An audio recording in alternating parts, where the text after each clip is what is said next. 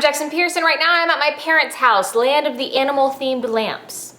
I really like the lamps, Mom. I'm just noting that there are a lot of animal-themed lamps here, but they're helping me with my lighting, so it's okay. I'm here because I'm watching my parents' two dogs, these Westies, who gleefully alert me to any potential intruders, but also to any squirrel that dares to scamper across the yard. The squirrels are right there on the other side of the glass. They're within reach, yet the Westies can't get to them. Day after day, looking at all the squirrels that might be yet can never be, one might say those squirrels symbolize the futility of striving for one's dreams. This video is about symbolism, by the way. One of the questions I get asked fairly often when I do school visits is whether or not I intentionally use symbolism in my books. I imagine that this is because by high school, people have taken about 97 tests on what the rosebush or the letter A or the raven or boxer or the green light symbolizes, and they would really love to hear that it's all a load of crap. So does any author intentionally use symbolism in their work? The answer is yes and no.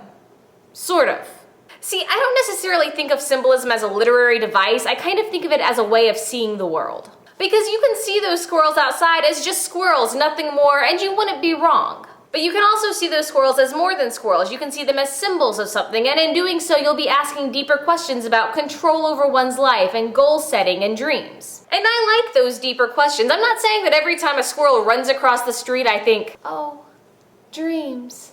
But I do like that these little things, these symbols, can be a pathway to thinking about bigger things. You do this too, whether you realize it or not. Have you ever been in a really pissed off mood and you feel like every song that comes on the radio is some happy little pop song? And it really infuriates you because, you're really angry and the rest of the world seems to be singing about last Friday night.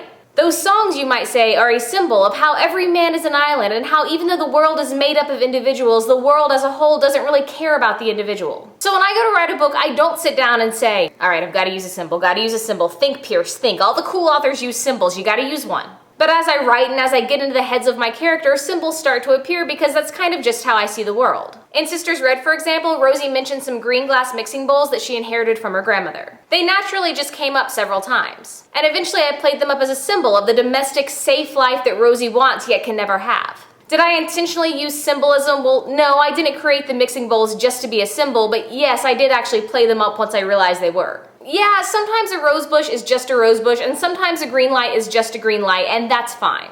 But being aware of symbols makes books deeper and more meaningful simply because you're forced to look beyond the pages, beyond what the author is telling you directly. It's a much more interactive experience, and it's a much more fulfilling experience, in my opinion. So yeah, I'm gonna go look at some squirrels. Thank you for watching, and I will see you tomorrow.